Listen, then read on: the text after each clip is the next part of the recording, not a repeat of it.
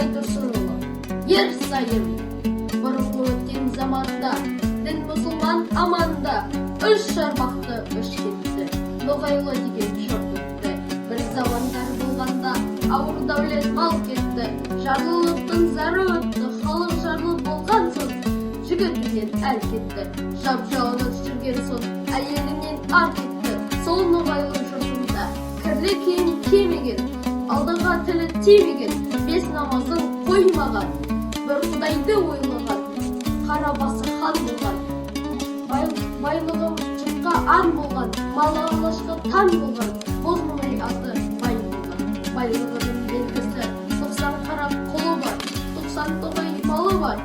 Сол дүние зор байдың, дүниеде жалғыз